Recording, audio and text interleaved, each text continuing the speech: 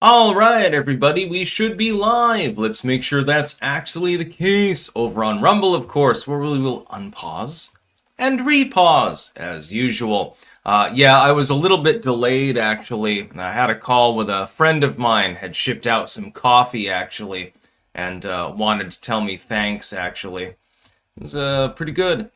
Clanker Blend from Jam and Bean. You can't get better. Copium Poppies, Rumble being fucky with the Rumble rants. Yeah, it has been a little bit of a problem at times, it seems, for some people. I've never actually successfully made a Rumble rant or a YouTube super chat. I've never been able to figure out how to actually get the details in there to do it. Meatball Subs, Trans Penguinism, and Donkey Cocks. Yeah, we've got plenty of new channel memes, that's for sure.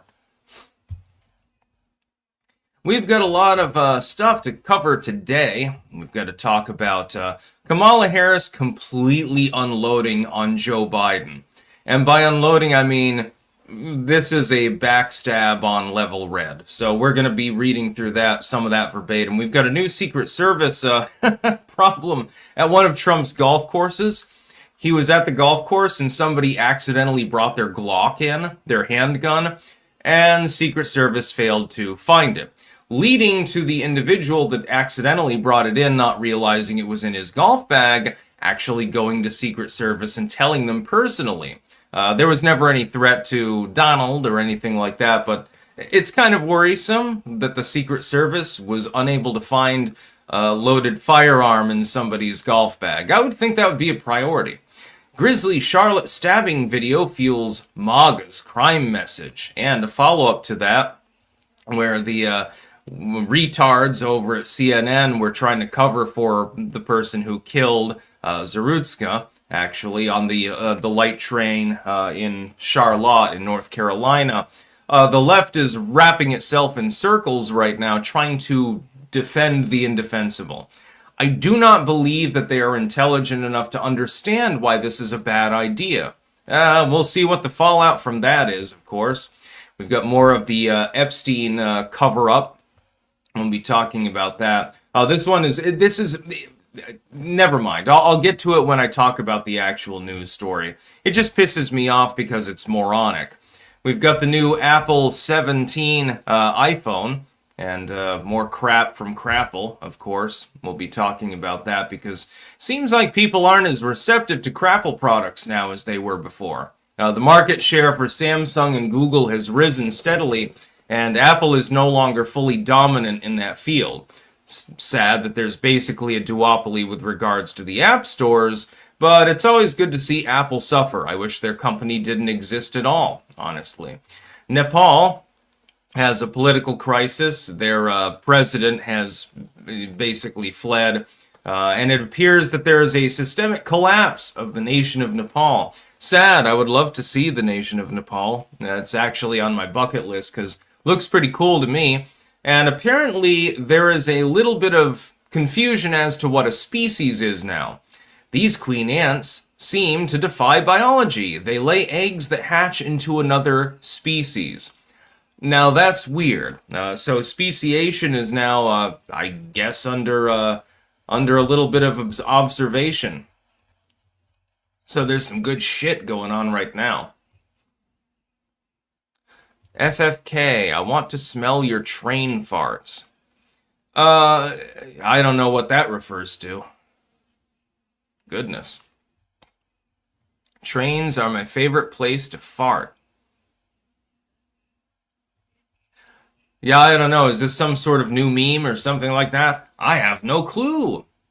I'm clueless. I don't know what's going on. Other than, statistics and news polls and stuff like that.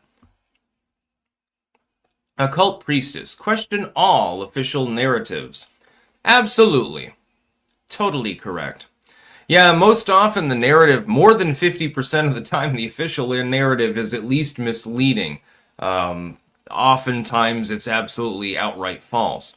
Copium Poppies. Apple still rules when it comes to music production. Yeah, well, fuck them. Screw Apple. Not a fan. Just saying. I've only used an Apple product once, and that was at UVM. They had those big ass Apple computers, the ones with the 2K screens. They had those in the computer lounge in the library actually, so I had to use them a time or two. Otherwise, I've never used an Apple product in my life, and I'm very, very glad and thankful for that. Last weekend, it's okay to say crapple, and I fully agree with you, but please. No spamming, okay?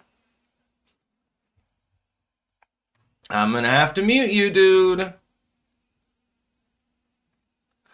The black dude's defense is that she farted on him, says Snakes Bleed Red. Is that actually confirmed? I thought that he was saying something like she was controlling his mind or something like that. Like, this dude was totally out of his fucking mind when he stabbed this woman. Yeah, I thought that it was, he claimed that she was mind controlling him or something like that. I don't know. It's a very, very bizarre story. My angle is more ridiculing the left for trying to make apologies for his actions. Well, he might have been mentally ill and stuff like that. Copium Poppies, why trash Apple if you haven't used it? I have. It's convoluted, overpriced, and retarded, so I will never use an Apple product.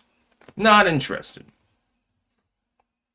Stephanie S., I thought he said I got the white girl. Yeah, he said that too. But then later on in questioning, apparently he said something about being mind controlled by this individual. Like, this dude was seriously fucked up. We know that. It was a racist attack. It was racially motivated, quite clearly. And if the roles were reversed, so-called, because of course color really shouldn't matter. We were told that by Sesame Street back in the 90s. If it was a white dude that randomly stabbed a black girl and said, hey, I got the black girl, you can imagine the difference in the coverage of this particular story.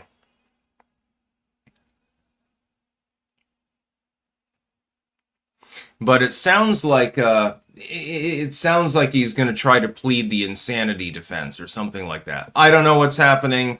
We don't have the full details on the story. What we can glean from what we do know is this was a racially motivated attack on a white girl by a black male. And yes, gender is dichotomous. And, you know, you go from there.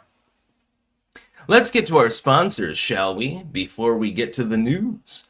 We have cultivated-mind.com, where you can get mushroom pills, which I take every day. There's a reason that I'm so peppy lately. You can also get doggo snacks from them as well. And they smell good, which is more than I can say for 99% of doggo snacks, because most of them smell like death. They smell like something is decaying on your floor or something like that.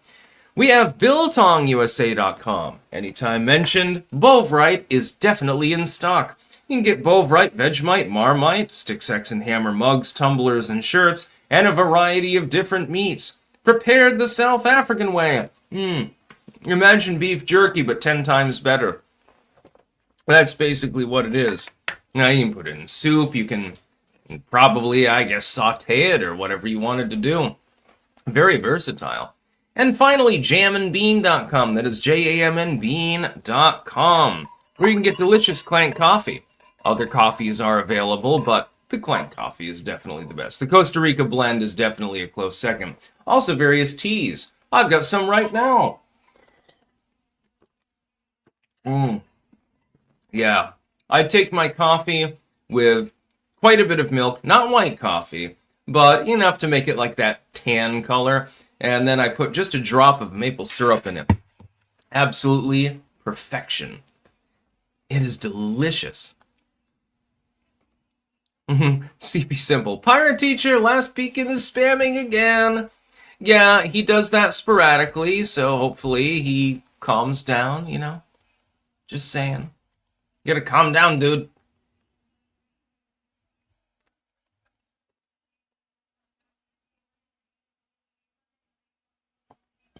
H, you'd never get a job as a salesman, Sticks. Actually, I could. Believe it. I did pretty well when I was doing student alumni calling, actually. Had one of the highest amounts, actually, of the entire group. Right now, I'm just telling you about the joys of tea and coffee and biltong and things of that nature. And those mushroom pills, by the way, which, anecdotally speaking, they're highly neuroregenerative. And I do mean highly. So I've appreciated them. They've definitely helped me in my life. Anyways, we'll get to the news. In new book, Kamala Harris says it was reckless to let Biden make re-election decision on his own. In retrospect, Kamala Harris writes of letting Joe and Jill Biden decide on their own whether the then president should have tried to run for re-election. I think it was recklessness. That is the assessment that the former vice president makes in her forthcoming memoir of her abbreviated 2024 run, in a significant break from the dutiful stance she took towards her old boss throughout their time in office and since. That part is forgivable because working for someone, you cover for that person generally. It's Joe and Jill's decision. We all said that, like a mantra, as if we'd been hypnotized, Harris writes in the first excerpt of 107 Days, published Wednesday morning by The Atlantic. The stakes were simply too high. This wasn't a choice that should have been left to an individual's ego, an individual's ambition. It should have been more than a personal decision. In other words, she's really sad about the fact that Joe Biden decided to run. She thinks that he should have passed the torch to her, given her the quasi-incumbency, and let her run for a longer period of time. Here's the thing. She would not have won anyway. This is basically like the bullshit that we saw from Hillary Clinton. When she lost, what did she do? Did she accept that she lost? No. She claimed Russian election interference, which has been completely debunked and discredited. Then she started blaming a laundry list of other people. She blamed the DCCC. They didn't give me enough money. She blamed the DNC. They didn't give me enough coordination. She even blamed feminist voters. Well, if only more of these people wearing pink pussy hats, this was after the election results, of course, were announced, had come out to the polls, I would have won. And, of course, those are the most likely people to pour out for you because you're female and you have a D after your name, but she blamed them anyway. And then the list goes on and on. She even insinuated that people like the Obamas were involved in her downfall politically. Hillary Clinton did. Kamala's doing the same thing. Well, if Joe had just, stood aside and stood down and let me run, it would have been wildly different. Yeah, it probably would have, because you would have had more time to make stupid mistakes, and therefore you probably would have lost even more votes. Joe Biden was, and this is hysterical to me, technically speaking, the best Democratic candidate you could have had in that election. His debate performance aside, the fact that he had incumbency and seemed relatively innocuous to many independent voters that leaned left would have given him more votes than Kamala Harris got. He, at the very least, probably would have won the popular vote. He wouldn't have won the election. At that point, his legacy had degraded some, but he wouldn't have done as bad as Kamala Harris. Not even close. Kobe and Poppies, how much would Clankton need to raise for you to eat a handful of bullion cubes dry, not mixed as liquid? Yeah, this has become a trend on the channel, getting me to eat weird shit. Well, surprise me. Give me money.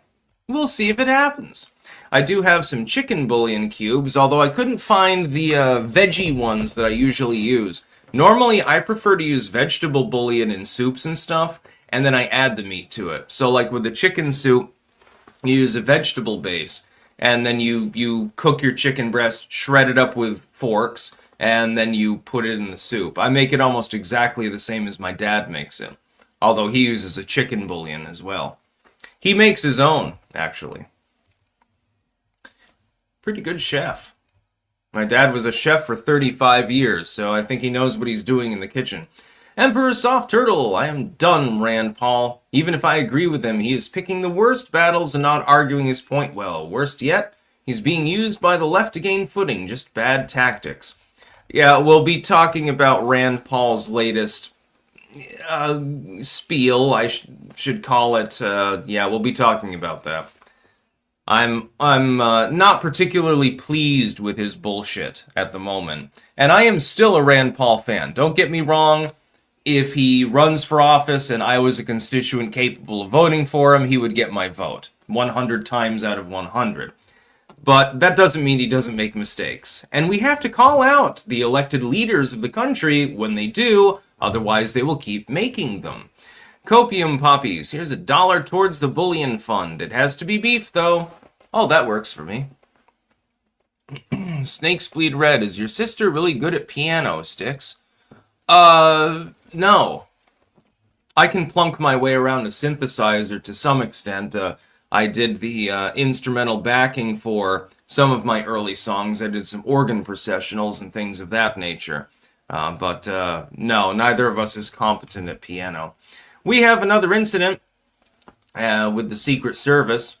White House officials expressed confidence in the Secret Service's abilities to protect President Trump hours before rowdy protesters stood just a few feet away from Trump, Vice President J.D. Vance, and Secretary of War Pete Hegseth, screaming, "Free D.C., free Palestine!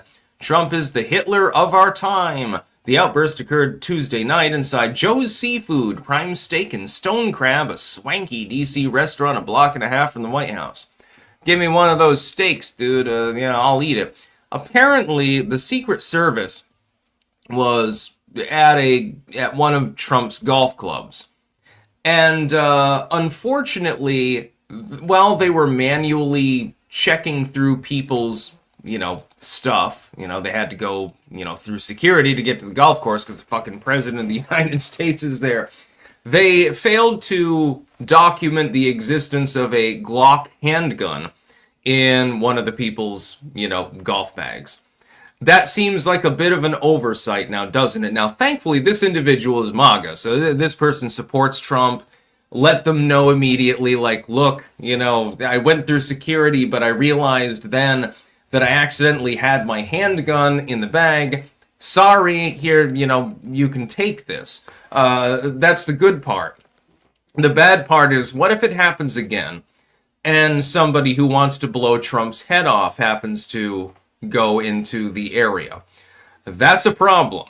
The Secret Service now, multiple times, has failed to defend the President of the United States, and I don't think that this is oversight so much as it is deliberate. I think that the Secret Service has been given orders by the powers that be, which are behind the scenes, man, like the Soroses of the world and stuff. I think they've been given notice that they're supposed to lap security as often as possible in hopes that somebody takes the shot. I believe that there is a coordinated conspiracy. I don't like using that term, but I'm just going to use it for the colloquial parlance. I believe that there is a dedicated effort to try to kill Donald Trump. He is not safe with just Secret Service. He's clearly not safe just with Secret Service. What I would encourage him to do is hire a private guard, number one, and then get a good platoon of Marines around him, number two. You have those two things, fuck the Secret Service. It doesn't even matter at that point. You'll be well protected. We've never seen any sort of lapses like this, by the way, for any recent president. If a lapse did happen, it was front page news and everyone was like, holy shit, what's happening? With Donald Trump, this has happened now 3 goddamn times. You had a shooter who was trying to build like a little nest outside of the golf course to try to blow his head off. You had another person literally take a shot at him, managed to hit him in the ear, almost brained him. We could have had a day not long ago where Donald Trump is lying dead on the fucking stage with his brain blown out by a crazy dude because the Secret Service didn't decide that it was possible to go up a 15-degree incline and position themselves on a shed roof. The Secret Service is quite clearly not doing its job. Since it is not doing its job, it should be displaced. Donald Trump needs to get a good platoon of Marines and a good platoon's worth of private guards that are, they're funded by him directly, so if he dies, they don't get any paycheck anymore, and get them in there. Nothing is more reliant than somebody who can be bought with hard cash. Get those people in there. Fuck the Secret Service. At this point, they are derelict. They're not doing their service. And they're not being secretive about it either, except that they try to, be secretive about all of their missteps, like this one. They don't really want you to talk about it. Spider Eternal, I agree about Rand. I still like him, but his current takes are tone deaf. Speaking of coffee, that's right, get a cuppa. Dab Shank first. I'm old enough to remember when Joe Biden was the based, racist Irish Republican Army supporting senator who openly hated the Queen of England and opposed the occupation of Northern Ireland. Give Ireland back to the English, he says. Harrison Bergeron, my 25th anniversary is coming up. Any ideas for a good gift? Well, jewelry is always a go-to. I don't know what your lady is into, so I wouldn't know. Nice dinner, some flowers, wild, passionate sex. That always tends to work. Maybe a kitten, something like that. A doggo. Depends what she's into.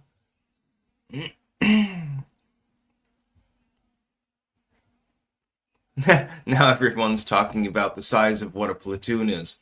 Yeah, you get a platoon of Marines to surround Trump. See how far anyone gets trying to fuck with him.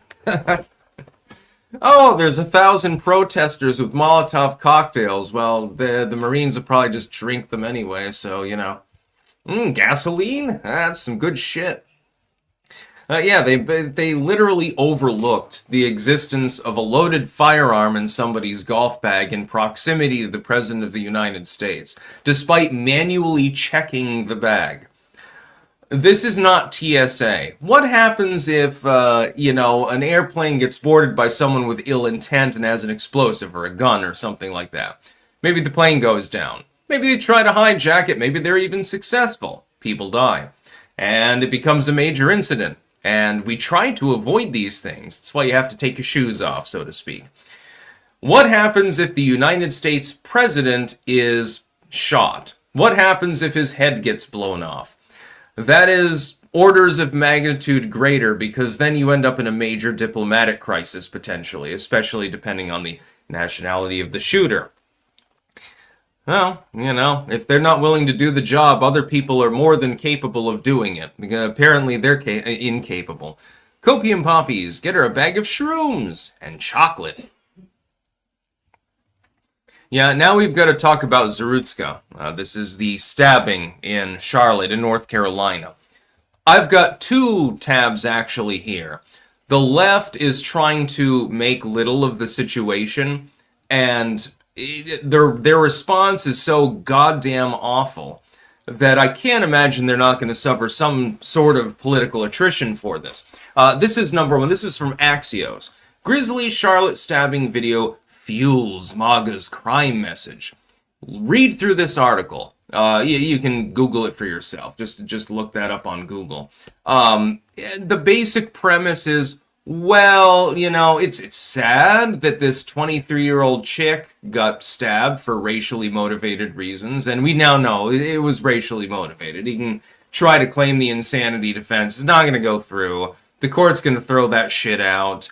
They're going to say, look, based on your comments thereafter, you didn't think that this chick was actually mind controlling you. You attacked her because she was white. That's the only reason that you had to attack her. It's quite self-evident. It's quite clear. But this is one thing that they're going by, which is saying, well, but MAGA is misusing this event to try to talk about crime. Well, yeah, no shit. Yeah, if your, white child is traveling on a train, presumptively, if you're a proper parent, you want them to be safe. How is this misusing the story? Just report it accurately. A black dude decided to randomly haul off and attack a white chick because she was white. That's what happened. It was a racially motivated attack. There is racism in America. You know who the most racist groups of people are? If you answered white, you are fundamentally wrong. In fact, they're almost self-deprecating. White people above every other group of people in the country are expected to go above and beyond to avoid talking about racial issues at all. if you talk about this case and say he's a racist and he killed a white person because she was white, then you're the racist. Always blame your opponent for what you yourself are guilty for. And that's just the first hot take. Then we've got a second.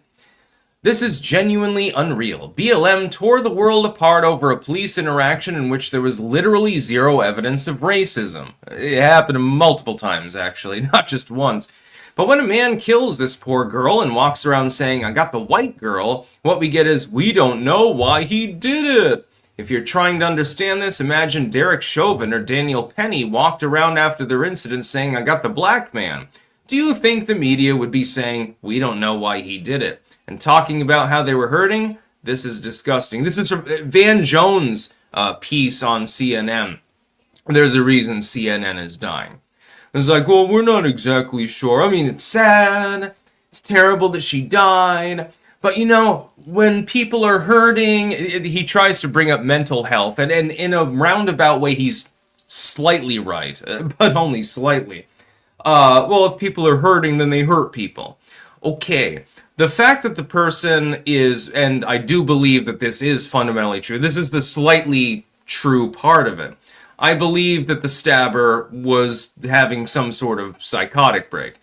That's not a problem for those of us who simply want to be able to go on a tram or a train or something. That's the government's fault.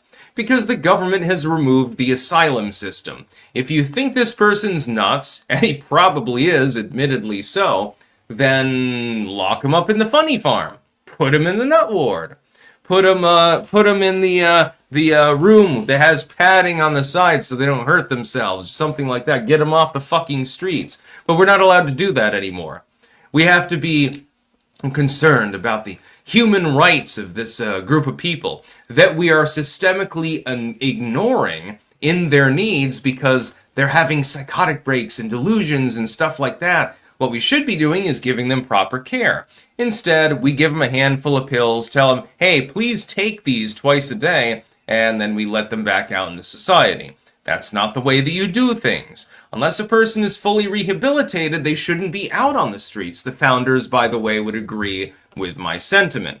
Criminal lunatics were not considered part of the militia. They were deprived of rights regularly, and they were kept in confinement, either with their families or in an asylum or something like that. It was Reagan, by the way, that ended this system.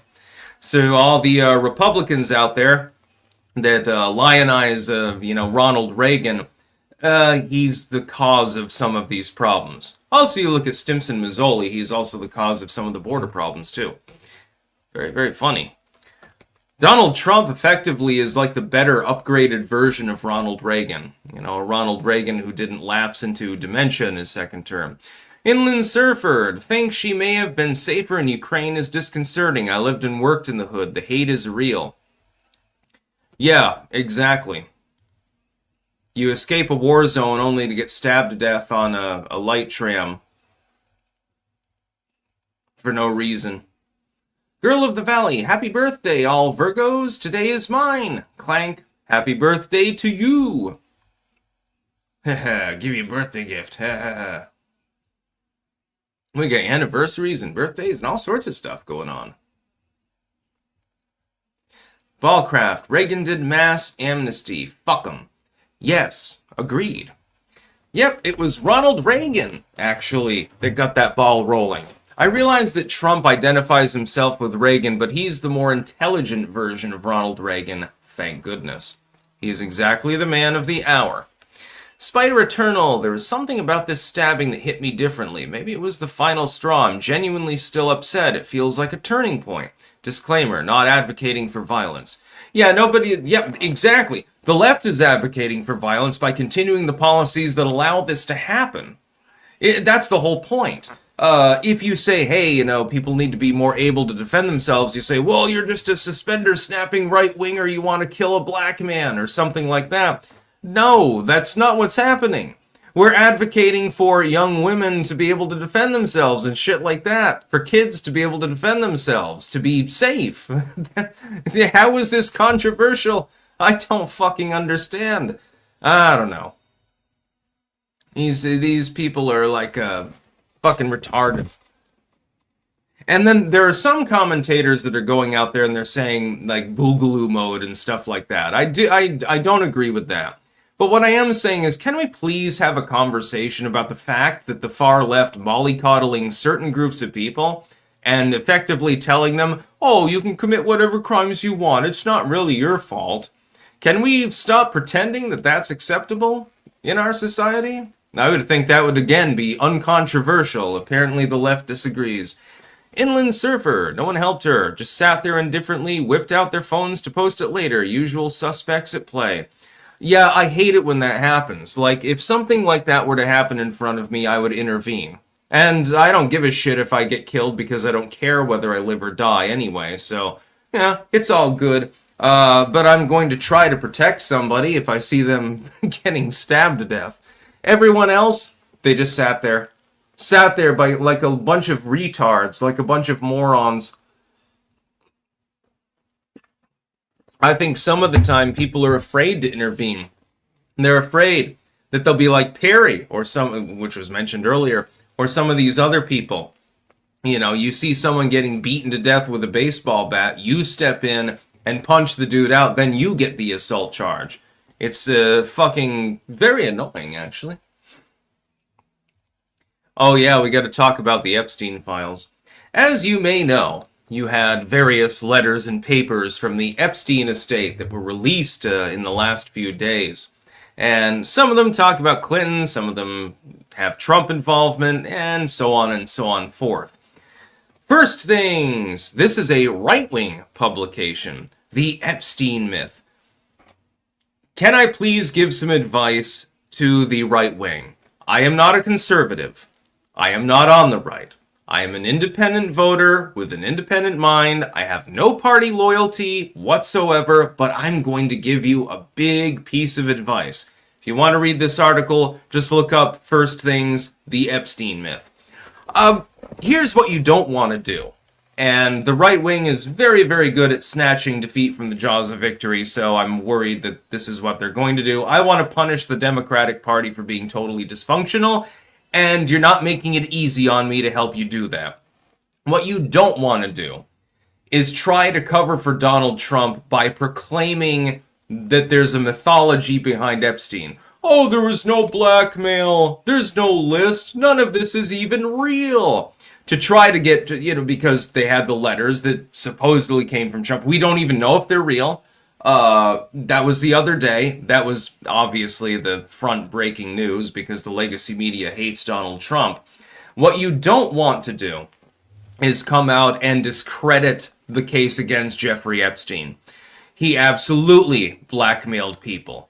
He absolutely trafficked people. We know this. We're not fucking stupid. This is by Matthew Schmitz. If you go through this, he's trying to discredit some of the victims of Jeffrey Epstein from a right-wing perspective. When I first saw it, I figured, this is probably like a left-wing thing because the Clinton papers also came out because Bill Clinton had been in correspondence with him. Actually went to Rape Island on multiple occasions. This is something you do not want to do. Come on, dudes. Are you really that dumb? Yeah, you're that retarded. You have to be a retard in order to formulate this kind of strategy. I'm defending Trump with regards to the Epstein files too, but I'm doing it in an intelligent manner. He never went to Rape Island. Several years before the initial allegations against Epstein, he had already pushed him out of his properties. He gave full, willing testimony to the FBI and law enforcement in general, was deemed fully cooperative. And there's no indication, there's no proof that Donald Trump did anything wrong, nor any of his close associates. That's your defense. That would be a proper defense. It would be a logical and reasonable one that people would accept. You simply point out, look, he pushed Epstein out of his properties before Epstein was found guilty of anything, years before that. He didn't like how he was perving on that 17-year-old over there, and he told him to get lost, basically. That is what happened. That's a proper defense. An improper defense is pretending that none of these things happen. Oh, no, there's no blackmail, there's no list or anything like that. Bullshit. Of course there is. You think Epstein had all of his money as a result of just investment? No, he was blackmailing people. He was giving favors to the rich and famous. Sometimes it involved adults who were totally consensual and willing. Nothing wrong with that. I'm sure that Donald Trump took him up on that offer more than one time. In some cases, though, these people were not of age, and or it was in non-consensual. That's what you need to be focusing on. So don't keep your eye on the ball, dude. Come on. Fucking, it's moronic to try to stray off that path. We've got Cezio. I'm the creator of my reality. Thoughts have power. Absolutely, totally agreed. Ben Bacon. Haha, you like Drumpf. Big dum-dum stoopy head. He poos his diaper and cries like a little baby when he don't get his bottle and he failed kindergarten. Yeah, it's funny because the devolving into infant speak by people who want to infantilize Donald Trump is also well noted. Yeah, you're not the only one who's noticed that one. It gives me... Oh, King of Biltong is here. Hey, Anton. Too salty? Nope. Not even close. God damn, I love Bovright. Thank you for introducing me to it, by the way. I didn't know that I needed it in my life until I tasted it. Put that in a fucking soup. Oh, yeah. I want to make like a beef stew maybe sometime soon. I'll put a little bit of that in it, too. Here's how you make a really great beef stew. Normally, you just follow the general recipe is pretty much the same for everyone. You know, the basic, the celery and so forth, and the onions, you saute them off. You've got potatoes, they go in a little bit later, and then you have your broth and of course, beef. If you want to really take it to the next level, here's my recommendation. Cook off a flat iron steak. Cook it about medium or thereabouts. Shred it, and then put that in. And also use stew meat. So you do both. The stew meat will stay intact, in chunks. The flat iron steak, if it's proper, it'll fall apart into nothingness. It'll just thicken the fucking broth. And, oh boy, is it good. Sarah Millsbest, Gray School student here. I keep saying we should invite you to lecture. You live so close to the school. Love your content and looking forward to seeing more occult vids. I was actually contacted, by the way, by the people from the Gray School to do like a series and so forth. If you have contact with them, tell them to email me. They've got my email already, I think, or on Twitter. Twitter DM is fine. I would be interested in doing a short series for them. Yes, absolutely. Yeah, the Gray School of Witchcraft actually is only a stone's throw over into New York from here. That's pretty cool. Robert, hey Sticks, hello from Koh Phangan, Thailand via Staten Island. Peace. Thailand is pretty cool. That's on my my bucket list to visit there. That's what I'm talking about. Darius H sent $9.99, no comment. Thank you very much. Jason Todd, Sticks, I've got a biltong place down the street from me. Should I try it? Any recommendations? Yes, you should try biltong. But you should try Anton's instead. You can get it delivered. That's what I'm talking about. Not just a string. Trump would never have pushed Epstein out of his properties if Epstein had any dirt on him at any other point. People have forgotten Epstein's mysterious forced departure. Yeah, I've noticed that the left doesn't like to talk about that. He's like, hey, get lost. Yeah, like you're gonna do that to somebody who's capable of blackmailing you. Probably not. Cooking Inferno. Hiya, King of Biltong. Got my order early today. Smells amazing. Can't wait to try when the wife gets home. You're gonna get laid tonight if you give your wife some of Anton's Biltong, let me tell you that much. The new iPhone 17 Air is out. I'm only covering this to show my hate for Apple, actually. I have no other reason to do so. Other phone companies are innovating. They got modern day style flip phones and shit like that. Apple, meanwhile, is basically maintaining its standard model. Now, I can understand why you'd do that, because it sells well, but there's a reason why Samsung has risen so far in the market share. There's a reason for that. I have nothing but reprehension for Apple as a company. When you have to install suicide nets in your factories in China so that people can't jump out the window and kill themselves and crumple to the ground in a huddled mass, yeah, that's probably an indicator of how great it is to work there. And we hear all the time, like in the United States, about Amazon workers and like they don't get a bathroom break or something. I don't know that Amazon factories in the United States are installing suicide nets, though. But Apple factories are installing them over in China. And then Google is working with them too, because they're evil as well. They went from don't be evil to please be evil, actually. Trying to develop that, what was it called? The Red Dragon browser or something like that? It was a special Google browser, but only for Chinese users, so that the Chi-Coms could look in on what they were, browsing for. How dare you search for freedom of speech?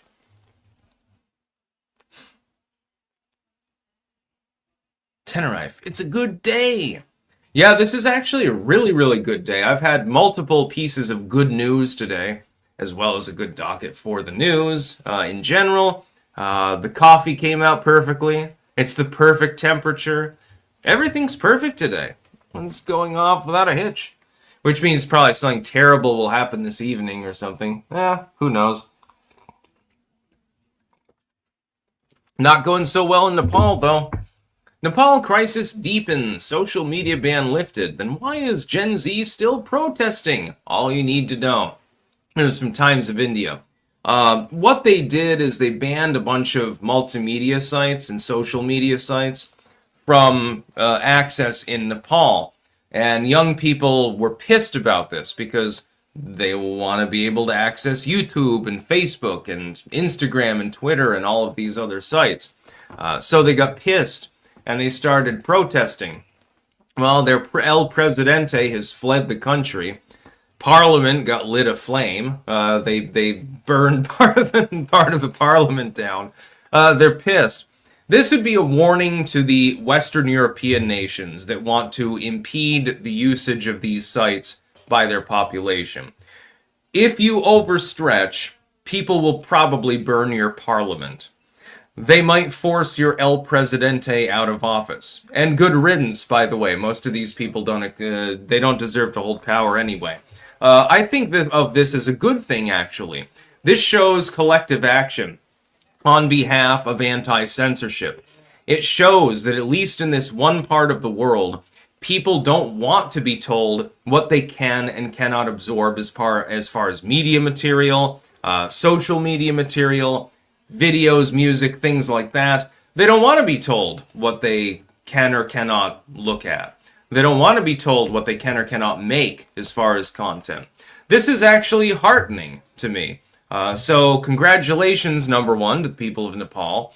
And number two, many thanks to you for showing the world it is possible to effectively unseat a government because it decided to crack down on your freedom to express yourself. So, yeah, I mean, Nepal has always been on my bucket list as a place to visit. I think it's gone up the list now, actually. Again, respect to you, the Nepalese. By the way, the recipes from Nepal that I've looked at online, oh god, they look delicious. Makes me hungry just thinking about it. Then again, I'm hungry most of the time, so, Sarah Millsbest, awesome. I think you'd be a great teacher. I'll ask the HM if he could reach out. Keep up the great work. Thank you. Yeah, that'd be cool.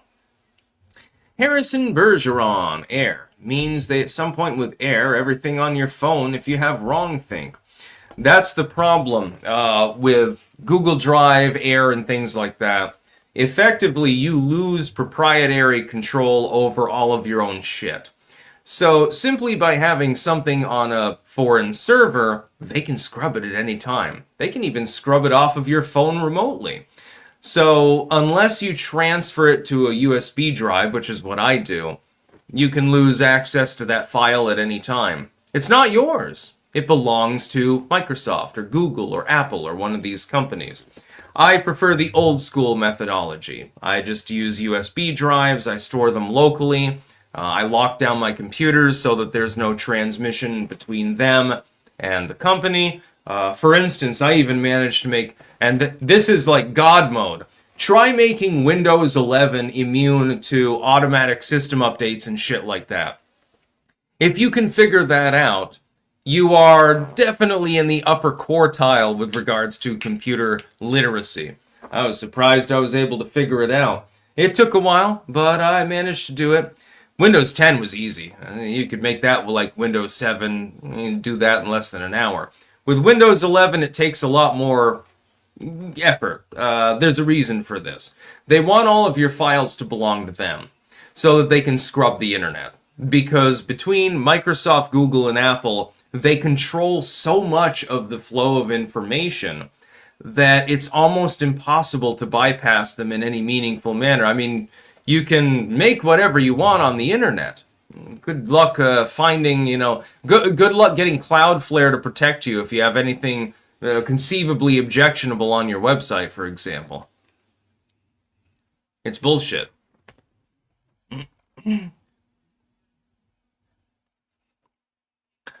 King of Biltong, you are mentioned. We are moving to our new premises at the end of September. Please help us through the final push by getting yourself some Biltong. Highly recommended. Go to www.biltongusa.com. Use code STICKS for 10% off your purchase. You can also get Bovrite. Also highly recommended. Anything Anton's selling is good anyway. I've sampled all sorts of stuff from him. Just trust me, you'll probably like it. Vegans need not apply. Copium poppies. The Nepalese. Nepalese? I think you mean Nepalese. Nepalese. Yeah, I've got biltong stains actually on my index finger here. People aren't wrong when they say that. Whoops. Tasty anyway, don't care. These ant queens seem to defy biology. They lay eggs that hatch into another species. Iberian harvester ant queens produce offspring of their own species and of the builder harvester ant, seemingly by cloning males. Apparently, there are a couple of species of ants that are capable of retaining sperm from foreign populations and then effectively, I guess, hybridizing them, of course. But they're not from the same species, which means that the concept of speciation might have to be completely overhauled. This has socio-political connotations, not just scientific ones. Ha ha ha, 100% not vegan friendly. Well, I mean, I think Marmite would be vegetarian, I guess. Yeah, that doesn't have beef in it. I don't think the Vegemite does either. Vegemite also is pretty good. All you have to do is make some toast, and then you smear this on. You should Vegemite too. Hail to the people of Australia, even though you're upside down. It's an old joke. Yeah, these spreads are really great. Anything with yeast extract, it tends to be really good, actually. So, yeah, apparently there is a species of ant, the harvester ant, and the queen gets fucked by a drone from, the builder ants, and so gives birth to both, actually. So can literally give birth to a different species. And normally, within speciation, we would say reproduction should be impossible. But it turns out that it is. It's sort of like if you look at dogs. There are different, subgroups of dogs. A Great Dane and a pug are not the same thing. You could impregnate a pug with Great Dane sperm. You'd probably die in the process, but it's physically possible. You'd also do the same in reverse, and that Great Dane would be very confused at the very small, bizarre brood that it was upbringing.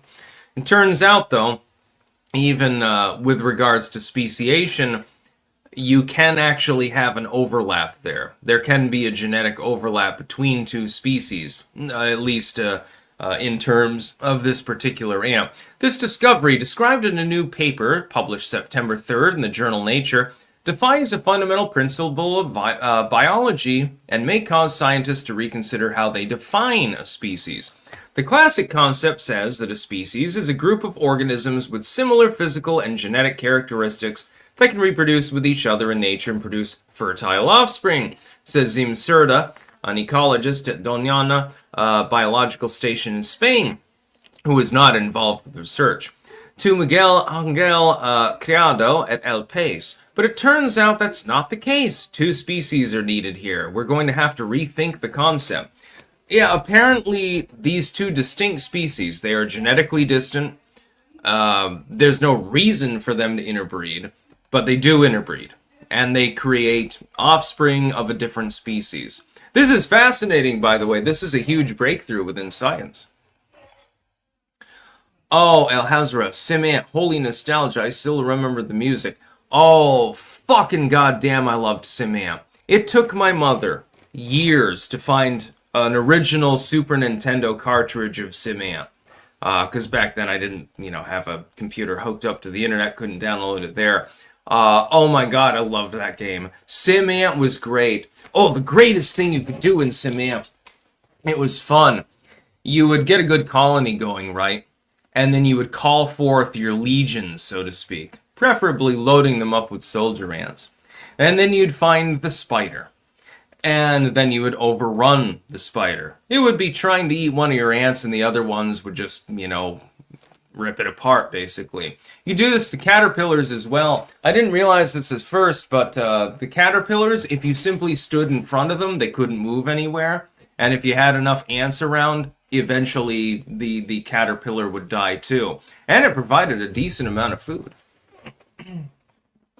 That game, though, if you were just doing a one-off game in Simant, it was pretty easy. It was pretty straightforward. Okay, we go out, we find food, we bring it back, we make more ants, rinse and repeat. Pretty straightforward, right? Dig some tunnels and, making them decorative and fancy was always fun as well. And you could store extra food down there and all sorts of things. Actually a relatively advanced game for its era, I've got to say. I mean, we're talking, what was it, like 1991 or something like that this game was released? Imagine if they made a Simant now, and they may have already done so and I just didn't get the memo, but I have a feeling it would be quite fun. They might make it woke, The black ants have a 10% advantage or something like that. That'd be funny. But, yeah, I loved playing Simant back in the day. Simant, SimCity, especially SimCity 3000. Although the original was fun, it was kind of difficult to balance things, honestly. There was Sim Tower. That's one that often gets overlooked. In Sim Tower, you had to build a tower, of course. And you had, rooms, where people would live, rent, commercial structures, security zones, and all sorts of other stuff. And it was actually quite complex for the era as far as gaming. The Sim games, all of them basically were really, really good. Oh, I loved that. Green Text Pro, welcome new member CP Semple on clankers.net. I have discussion boards for cooking, paranormal, news, literature, gardening, and more. Join us. Clankers.net, yes indeed. The mostly official meeting place for the clankers. Harrison Bergeron, that is why I refuse to use biometric ID for anything, because the companies now own your likeness, fingerprints, etc. Yeah, it's really retarded how they're capable of gathering such information. It's not really necessary when you think about it. Spider Eternal, do you prefer SimCity 3000 over SimCity 4? If so, why? I've never played SimCity 4. I've heard good things about it, but SimCity 3000 was effectively a perfect game. If modified so that the map could be bigger, and so that things could be a little bit more balanced, and like if you had more decisions that you could make and stuff like that with more nuance in them, that would be great. Like most of the decisions that you can make with the advisors that you have are like no-brainers because they reduce waste, and it's very environmentalist with a little e, by the way, a game. And so it was sort of simplistic. I think it was partially propagandistic to try to get kids to think that solar and wind power were great things.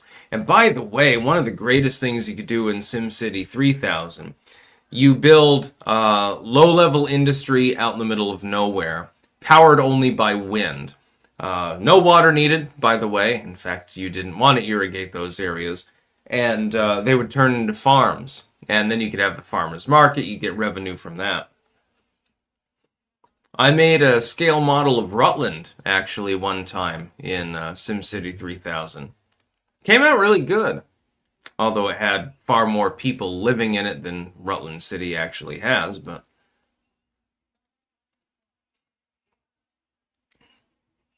Mohotulo, I will be having a birthday party tonight for my son at the Moonshine Shack. I'm on Xbox, so see you there or be square. Sounds funny. Tarred and Feathered, SimCity 4000 is like Oregon Trail for hipsters. Oregon Trail 2. There will never be a replacement for that fucking game. The problem is that the online version, if you try to enact a trade, it crashes, as you probably saw during the Oregon Trail livestream. I've got a coonskin cap for a reason. And it was fun, let me tell you. But if I can't trade, like, what am I supposed to do? Like, let's say my axle breaks and I don't have a spare axle and I fail to repair it. Well, I guess that's game over. Big problem. Yeah, Oregon Trail 2, SimCity 3000, Victoria 2, and certain other games, they're just iconic. They become iconic because they are effectively perfect. There's no way that you can make them better. Total War Napoleon, and certain others, of course. Same thing. Where did my video feed go? Oh, there it goes. Oh, okay, never mind.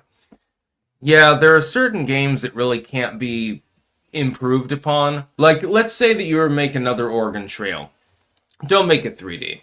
Make it like Oregon Trail 2, but just have more items, more options, more locations, and so forth, and then release it that way. SimCity. Keep it like SimCity 3000, but quadruple the size of the maps. Add more advisors and more decisions that you can make and stuff, and make them more nuanced. That would improve the game drastically. Not that it's not a good game, it's just you could make it even better. But you have to keep that original feel, that original format. This is the case for most games that are actually, something that you would want to play. Some of these, Victoria 2. I tried to play Victoria 3, and I didn't like the new feel of the game. Victoria 2, in its vanilla form, as long as you can solve for the economic issues and the endless rebellions, is basically a perfect game. It's fun to play, it's great, has a lot of historical context, the kind of game that I like. By the way, in Victoria 2, I repeatedly created Greater Germany, and was very happy about my ability to do so. It's not easy. It's doable, but it's not easy.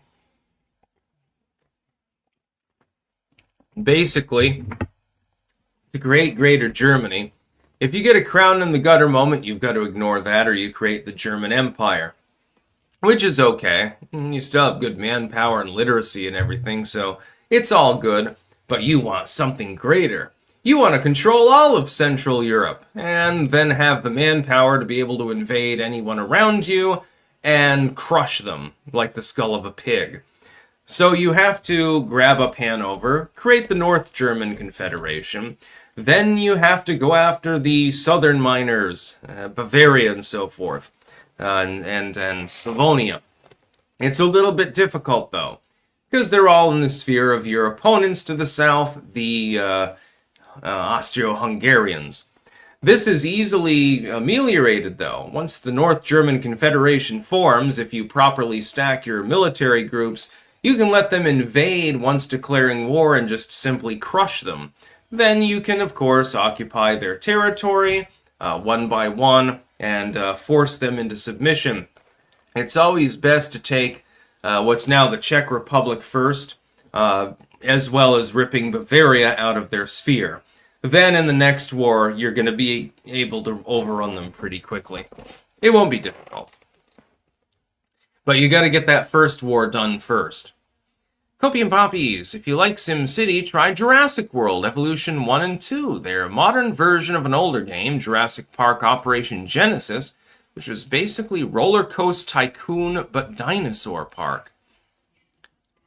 I've never heard of that one. I remember there was one game. It was sort of an offshoot of Oregon Trail. What was it called? Yukon Trail. A really old game. It was sort of like the Oregon Trail, but not really. Like the old school Oregon Trail. And then there was one other one where you were a photographer, like in the jungle, and you were supposed to take pictures of exotic species or something. I can't remember what the hell the name was that. Of that. And there was another game I remember from the mid-90s, and you were a fish, and you had to eat smaller fish, and you would keep getting bigger. And the whole goal was just to eat fish. I can't remember what the hell it was called. It was one of those old early 90s games. I had a great time playing it. I can't remember what the hell it was called. Maybe somebody can tell me. Tenerife Sticks is talking about Pokemon Snap. No, although I did enjoy that too, and was quite good at it. Mesner Flux found a vintage handheld portable version of Oregon Trail on Facebook Marketplace. Who knew? Damn, lucky bastard. Mr. Buster Pants, I'm Gen X. My PC game was King's Quest by Sierra. Yeah, Sierra does it good. Yeah, they had Amazon Trail, they had Yukon Trail. There were a bunch of others. There was that fish game, but I can't remember what the hell it was called. Basically, it was a giant, like, aquarium setting. You start off as a little fish. You have to eat, like, minnows and shit. And then, as you get bigger, you can eat bigger fish. And the whole goal is to avoid getting eaten by a fish bigger than yourself. But I don't remember what it was called.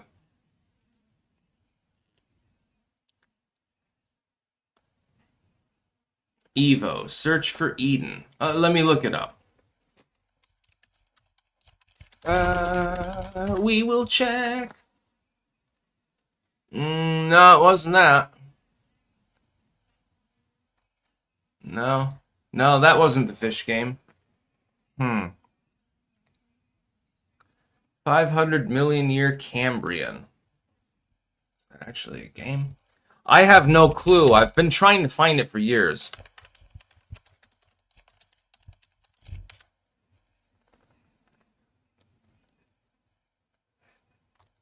No, you're talking about science stuff at that point. Aquaria. Was it Aquaria?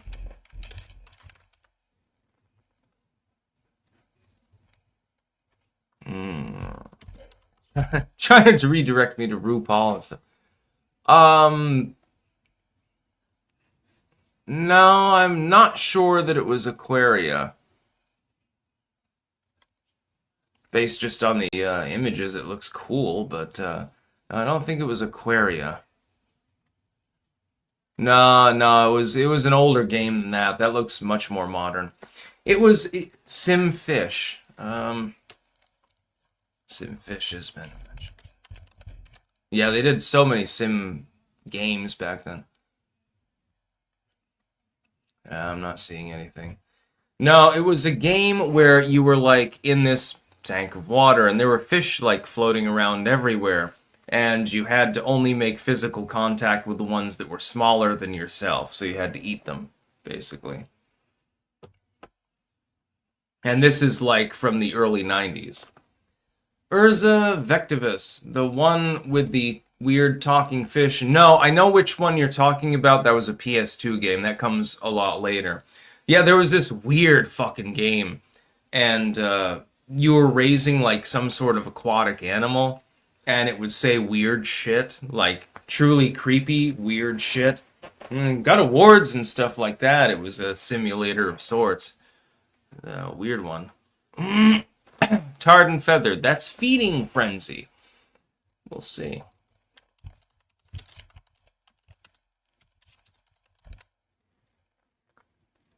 Is it indeed feeding frenzy? I think you might have found it. No, I don't want to listen to Guns N' Roses. No, thank you. I don't know that that's the exact game, but it looks similar.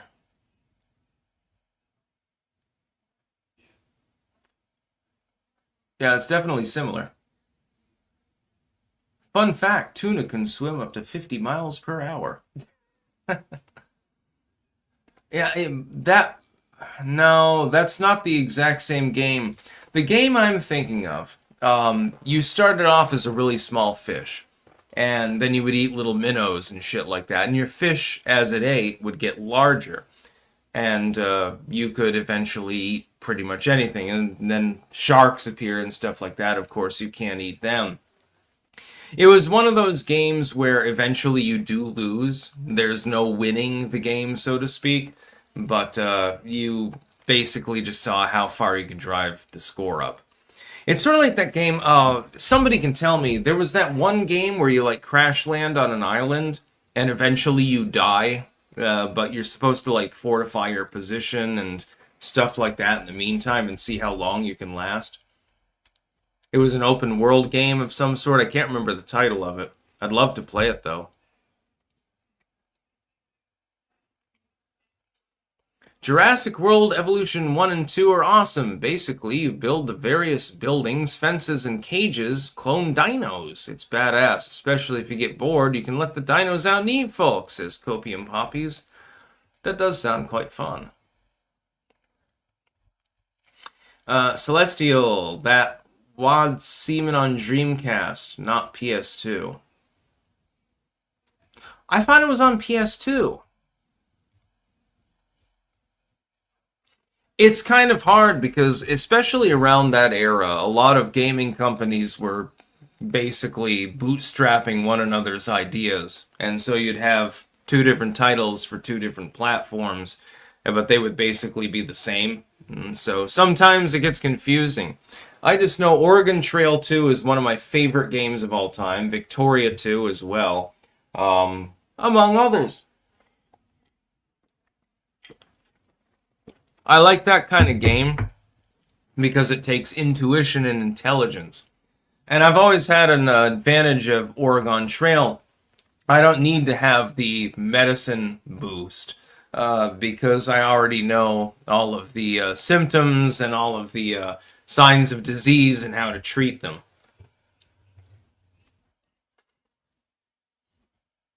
Elfish, yeah.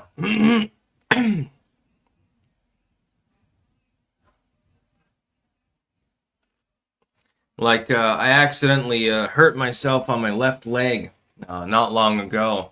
But I know that sulfur is an antimicrobial, and so I was able to mix it with petrocarb, and then I doctored it up myself, and there was no problem.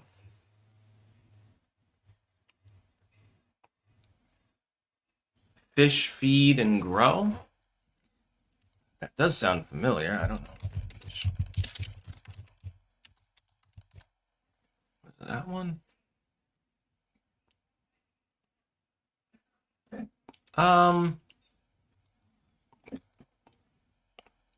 No, it's not that one. That's a more new game. Looks fun. No, this was an old early 90s game. Then there was another one where you could choose to be a different kind of fish and like you had random encounters with other life forms and stuff and had to make decisions. I can't remember what that was called. That was probably pre-90s. That might have been made in the 80s actually. Copium, have you played any of the Fable games? If not, you should play them in release order. No, I haven't actually. I'd be willing to. Christopher Howell, Bassmasters. Oh, Bassmaster, the original Super Nintendo version. I loved that game. Absolutely fucking loved it. And I was really good at it too. I have to say that I prevailed most of the time. Yeah, it was difficult. You had to learn how to wiggle the lure around, like, at the right level in order to actually get the fish to come out of the sediment. What would happen is little fish, they were just milling around everywhere, so you could just catch them at your leisure. But if you hit a lunker, which is something that's, it's in the sediment, it's kind of hidden in the debris, you had to sort of wiggle the lure around in front of it in order to get it to actually come out of the sediment and get the lure. And then you would haul it in. And I got really, really good at that. That was a great game. Was it Bassmaster 95 or something like that? By the way, when I was younger, actually, this will probably surprise some of you, I loved playing sports games, actually. There was one, it was a basketball game, and I liked it because you could turn the penalty ranking down to 0, so you could just shove other people out of your way. And then you could just literally shove people and knock them across the court and grab the ball and stuff like that. It was funny. And there were cheat codes, of course, available as well. Same with Madden 95. Madden 95 was probably the best of the football games that have been made. And I always played as the Vikings, by the way. And it was hilarious. There was one cheat code for the Game Shark where landmines would just, people would randomly blow up while they were running across the field and stuff like that. Or no penalties mode and stuff like that. And got pretty good at it, actually, which is funny. I always ran the ball. I never threw the ball. I found that running the ball was always more effective. With the Vikings, at least. Green Text Pro, welcome new member Sigil Stone over on clankers.net. Visit our chat room for 24/7 bants for your choice to meet clank-minded individuals in an algorithm-free, old-school forum. That's what I'm talking about. Yeah, Madden 95, I think, was the one. Then I got Madden 2001. That one sucked. It was retarded. All sorts of great games. One that actually is overlooked often by people, it's not open world or anything like that, but it was still fun, was the Lord of the Rings game that was made for the PS2, actually, for the Fellowship. And you could be Aragorn, Gimli, or Legolas. And it was basically gradients of difficulty. Aragorn was easy mode, Legolas was medium mode, and Gimli was hard mode, effectively. And you went through until the it was basically Twin Towers, effectively. Sort of starts off there.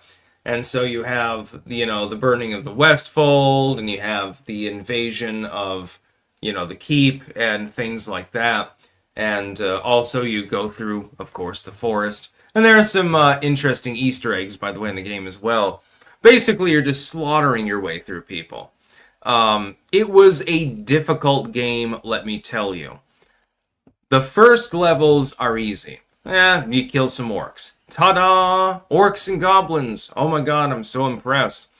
Once you got to the last stage, though, you had to destroy a siege engine in order to stop it from destroying the door that is behind you. It was almost impossible, even with Aragorn fully charged up and ready to go. It was almost impossible to destroy it before it destroyed the door. It took me like 20, 30 tries to figure out, what the fuck am I supposed to be doing? Because the whole time, there are a bunch of orcs and shit pouring in, goblins, orcs, everything else under the sun. And you're like, yeah, I can only really fend off one of these people at a time, and the rest of them are trying to axe the door, and then I've got the siege engine over here. I gotta deal with that too. Thankless job. Never managed to do it with Gimli, by the way.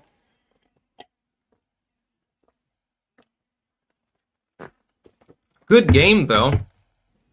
I mean, it was fun. And the graphics for the time period were actually pretty good. Sauron did 9/11, says Sigil Stone. Yes, indeed. I mainly prefer open world games where I can craft things. That's all I want to do. I want to be able to roam around as I want and build shit, build a fort, build a house, whatever the hell I want to build, and kill things. That's all I'm asking for. Either that or I just want a game like SimCity where I can build an entire city, then send in a tornado and other things to destroy them and ruin their lives because it's funny. Only 90s kids will remember how fun it was to build a thriving city in SimCity, only to then destroy it with earthquakes and tornadoes and actually an attack by Bowser in the original. I thought it was fun anyway. I built a successful city. What should I do next? Let's send in a giant monster and, a hurricane and stuff like that. Snakes bleed red. GTA is going to be woke bullshit. I'm hoping that they don't ruin the GTA franchise. I'm glad that they're rebooting the Miami feel. I think that's a good thing. I'm looking forward to it. I'm definitely going to play it. I'm really hoping that they don't reboot wokeness as well. If they make it a good game, it'll be a real good open world experience. It looks like it's not just going to be in the city. The original Vice City for GTA was a relatively small map, actually. It was much smaller than the maps from GTA 3 or GTA 4, certainly, or San Andreas. Much smaller. And so, while it was fun, I liked the soundtrack. That's an A+. I liked the dynamics of the game overall, the playability. That's an A+. But it just lacked, because it wasn't big or interactive enough. Virtually all the buildings are, inaccessible. It's very small. And so, it had that problem with it. I liked the game, but there were problems with it. My hope is that when they make the next GTA title, it's basically Vice City on steroids. Well, it's way bigger. You can go into a lot more buildings. You have a lot more interactions to go on and stuff like that. I'll definitely be playing that. My hope is they don't ruin it. If they ruin it with wokeness, then I'll take it out on the game characters by shooting the ones that are woke. Copium Poppies. You'll get that same joy as SimCity with Jurassic World Evolution, but times 100. Nice. Yeah, I prefer strategy games and open world games. Mr. Buster Pants' favorite open world game is DayZ. I haven't played that.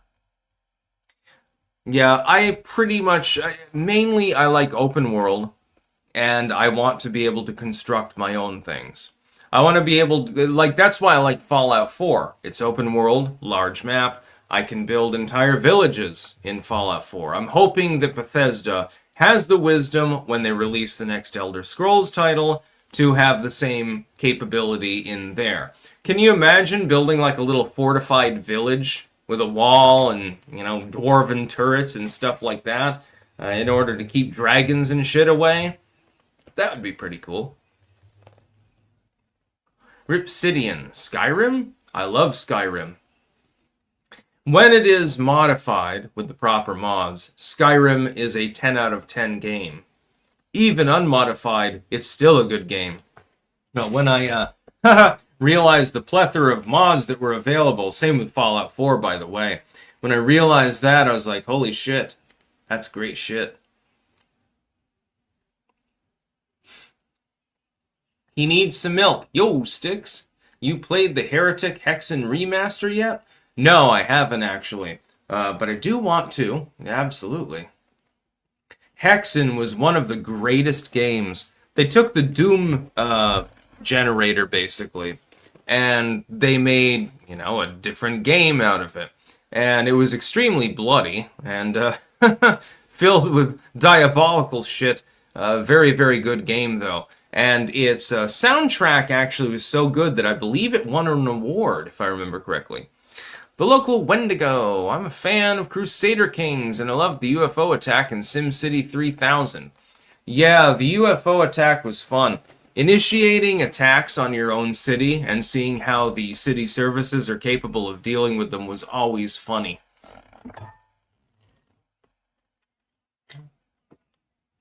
Yeah, Hexen was one hell of a fucking game. And didn't get nearly the recognition it deserved.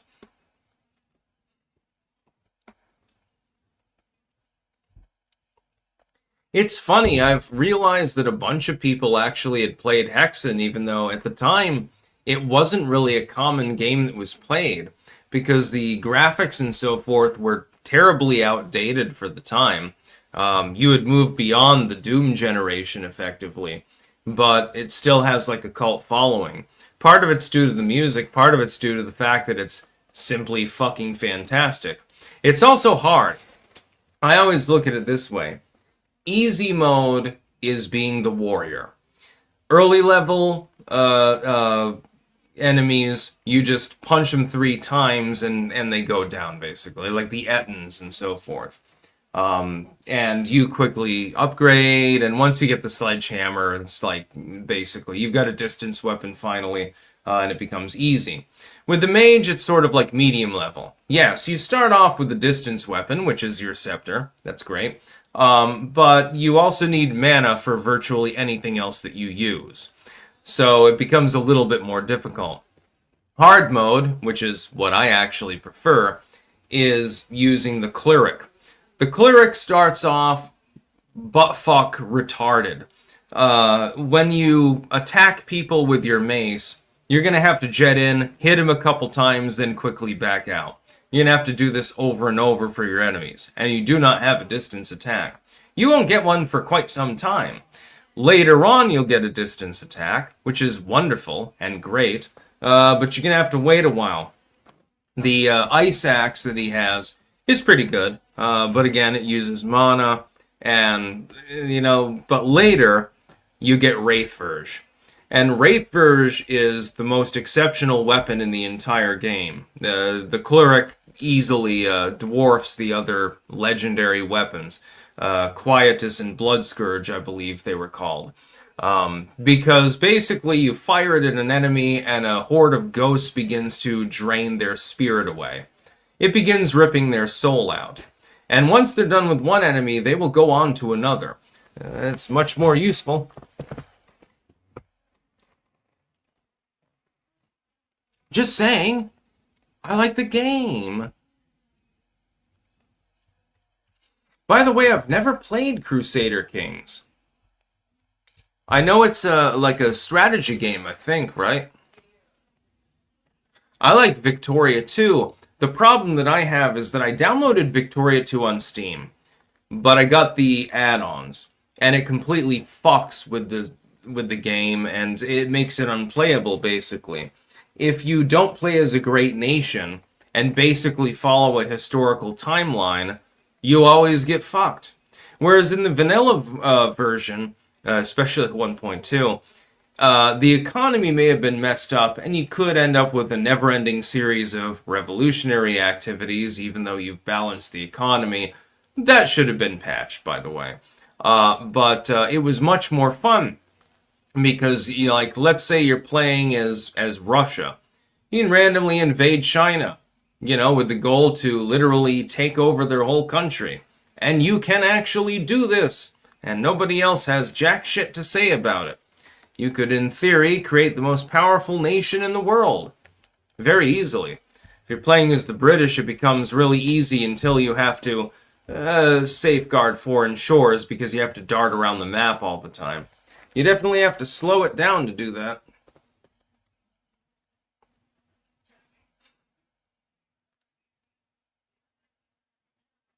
Baldur's Gate is amazing. I can sleep with an animal, finally, says Jeremy the Porcelain Punisher quartering. What? I kind of want to play Hexen actually now. Ripsidian, oh yes, Command and Conquer was fun. Had that on the N64. Played it many times. That one too was difficult at certain times in the game. If you didn't build up a good economy with your harvesters at first and immediately start churning things out, it became more difficult.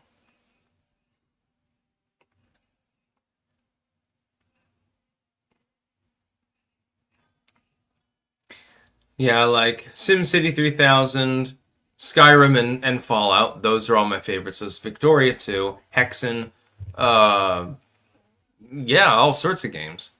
I like the old Pokemon games too, but I mean, I've been out of the loop with regards to Pokemon these days. I don't know all the new Pokemon. Could name all 150 of the originals, but then they decided to make more. Then they decided to make more. And then they decided to make more. Cha-ching! The local Wendigo. In Crusader Kings, I enjoy playing around Eastern Europe and diddling Poland and Lithuania. Yeah, I never played it. Would like to, though. Sounds fun. I've seen, like, memes from it and stuff like that. It looks like the kind of game I could get into, but I just don't have it. I also don't have the time for gaming at this point. Jeremy the Porcelain Punisher quartering. Pokemon used to be cool, now it's woke as hell. Yeah, I don't know. I don't know anything about Pokemon anymore. I had a picture once that I drew where I drew all of the original 150 Pokemon, and I liked drawing as a kid, and so I had this poster. It had all of them on there, in their proper colors and everything, made in colored pencil. And it came out pretty well. Kind of wish that I had saved it, actually. Came out good. But, yeah, I used to be big into Pokemon. I had a huge Pokemon card collection. I had also something that most of you haven't heard about, even if you're into Pokemon. They used to have these little coins, and it was the Pokemon coin game, actually. And you could buy them in what was basically a CD case, and it had 3 coins in it. And you know, they were going out of sale at what was it? That one toy store that went out of business basically for the most part in the 90s, JB Toys or something like that. They had them on sale for like fucking 10 cents a piece, so I got like 30 of them. And I had a bunch of Pokemon coins. They might still be around here somewhere. I'm not 100% sure of it. But basically the idea was you spun the coin and then tapped it down and pushed it forward. And it had different wedges on the side of the coin. And they would have different damage counters or effects and things like that. And so you could challenge, you know, another person, and you could play with the Pokemon coins. And you know, you literally just spun them and then pushed them in, which is interesting. It never quite took off. It never really became a popular thing. But it was fun, and yeah, it was interesting. I had a bunch of good coins. That's what I'm talking about.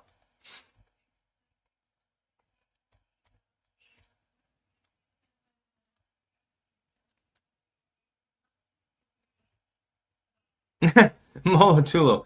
I gave my Pokemon cards to my son. I gave my Magic the Gathering card to my daughter. My son got pissed, so I'm giving him my SpongeBob cards. Another one that they had was the Harry Potter trading card game. In fact, I think it's still available.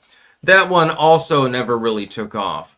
I personally thought it very enjoyable. The problem is I could never find another person that was into it to actually play the game with. They had like potions and all sorts of stuff. I mean, it was a very complex game actually, but it never really picked up. I'll have to try Crusader Kings, I guess, and get Hexen again. But the thing is, I don't really have time to do gaming.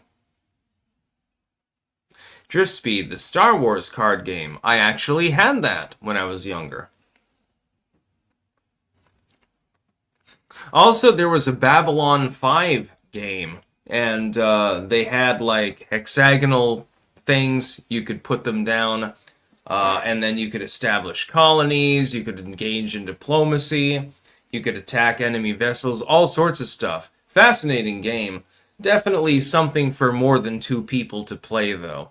Especially when you get the voting override card, because then, in theory, you can pretty much propose anything, and nobody can do anything about it if there's only one other person.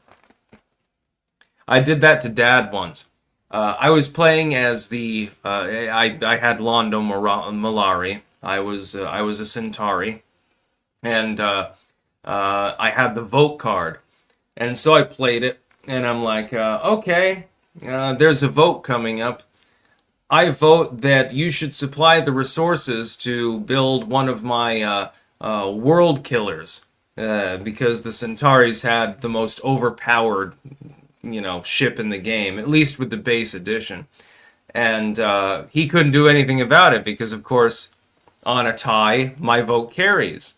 So he had to give me the resources and build me my ship. And I promptly went out and destroyed several of his colonies. That was a fun day. He was pissed too. It was great. Inland Surfer, new game, Blue City Blitz 2025, Trump's Revenge. Oh, goodness. Yeah, Babylon 5 is one of my favorite series of all times. Just saying. Harrison Bergeron, now the Shadows or Vorlons were the most powerful. Situationally, yes. Although the Shadows got a touch of the Centauri spirit that time when the island of Cassini was completely destroyed along with their entire landed fleet. Londo put the kibosh to that, dude. Is it sad that I can pretty much recite that entire scene? I've watched it a number of times. It reminds me of my own mentality at times, actually. What are you going to do, Londo? Blow up the island? Well, as a matter of fact, now that you mention it, I loved that scene so fucking much. Anyways, I'm going to go offline here, because we've already gone an hour 30 anyway. I will be back tomorrow with more news stories. In fact, I've got a couple leveraged right now, actually. So it's going to be, thankfully, an easy day. I am having a great day so far. I hope that you are as well. We will be back with more news tomorrow. My hope is, of course, there's no bad news to have to cover, but... hey, we're on planet Earth, so, hope in one hand and shit in the other and see which one fills up first. And that's basically what we're left standing with. So yeah, we'll be talking about some good shit tomorrow. Hopefully there's happy science news as well. And I'm going to get to docketing now. That's about all. Peace out.